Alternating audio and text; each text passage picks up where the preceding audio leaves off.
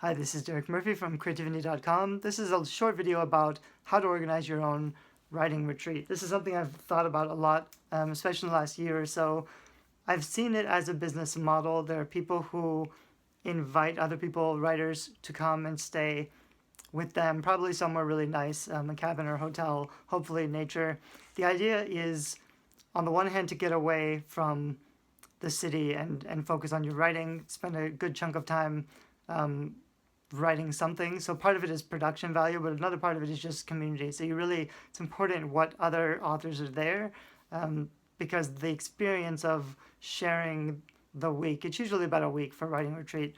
It can be shorter, but curating the community so that you have a lot of the right people, that's really important.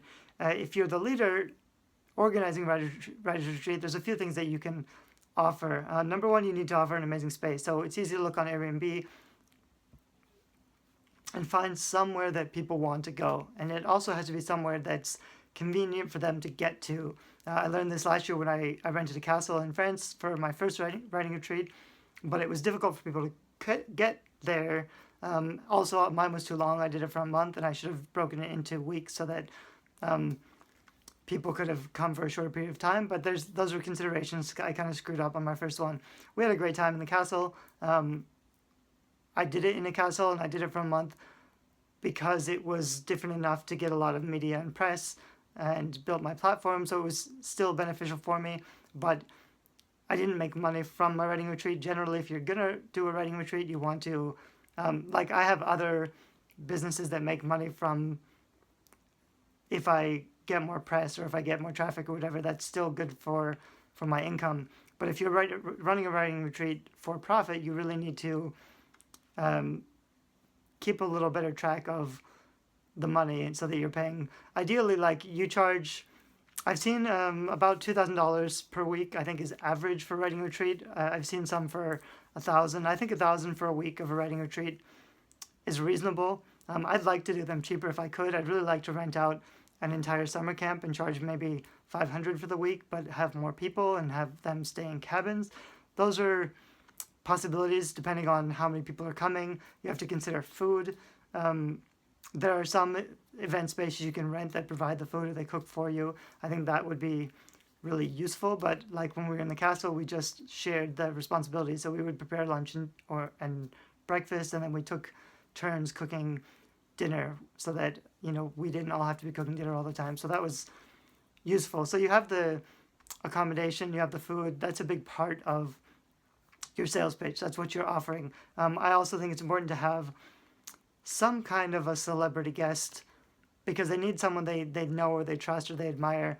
I'm hoping I become successful enough that I'm the celebrity guest and I don't just have to invite other people, but I do think it's great to have more than one person in charge. I think it's nice to have a couple very knowledgeable people who can really provide a lot of value and help. So when I do writing retreats, I'll generally try to book a place that has a few extra rooms just so I can invite friends who have big platforms or have a lot of experience to share, and then I can put them on my sales page as special guests so that people know they're not just getting me, they're getting other people who have other skills.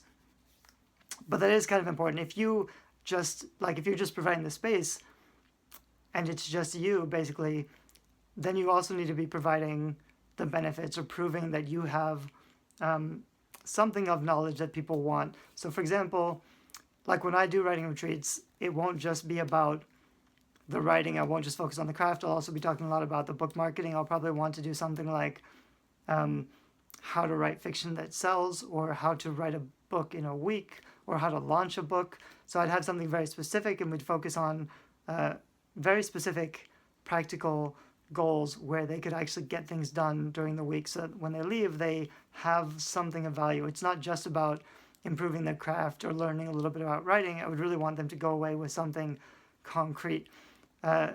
I also, like, if I was doing my sales page, I could say now that I've written fiction and nonfiction, I have my PhD in literature, and I've also built a lot of online businesses. So I have I have a lot of valuable skills to share. So what I really want to do is attract authors to come and live with me in a shared space that's amazing. for the inspiration and talk about books and literature and writing and stuff. But I also feel like, I mean, people usually try to. I used to have something on my website where I would do consulting for $500 an hour, and I still have people who want to pay me to do that kind of consulting, but that's not really what I want to do anymore. I'd much rather have someone pay $500 and come live with me for a week and just kind of hang out and write books and talk about that stuff. If it's just like 1 hour, it's too much pressure to deliver $500 worth of value in 50 minutes or 60 minutes. So that's something I'm steering away from, and I'm definitely more focused in 2017 and onwards on longer time periods of space where I can invite people to live in a communal sense and write books together. After that, I mean, there's other things to consider, like you have to build your website, you have to have a landing page, you have to generally do advertising to get people to find your sales page and pitch your offer. So if you're setting up a sales page for your writing retreat, a big part of it is who else is coming. Like the hard part of doing it the first year is that you don't have testimonials, and you really need to have some testimonials, because people won't just trust you if they don't know who you are, or unless you have a huge platform that you've built up.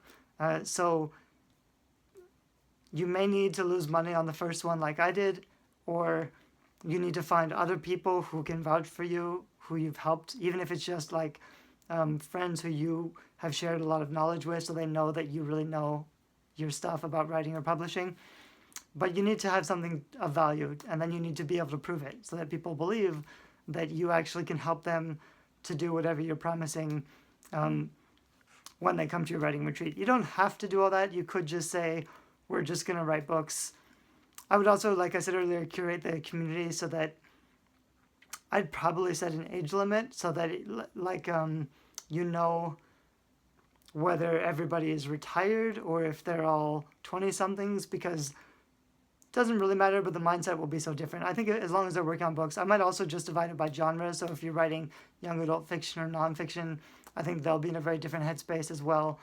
It's not necessary. I would try to curate your guests so that they apply to try to come rather than just accepting anybody who will pay, because you don't want to get some group that's a little too mixed, or some people who don't get along or something, because your responsibility is making sure everybody feels like they're being catered to, or like they're being treated as special guests. And it's hard to take care of everybody and make everybody get along if the personalities are really different. It's difficult to do, but I do think screening applicants a little bit to make sure you have a really great group is important.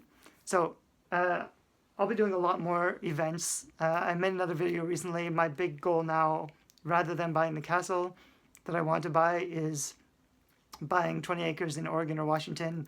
I'm doing kind of like an adult writing retreat or summer camp. So that's kind of what I'm working on. I'll be doing a lot more retreats in the future. So maybe this video will help other people who are also thinking about doing writing retreats. Thanks, bye-bye.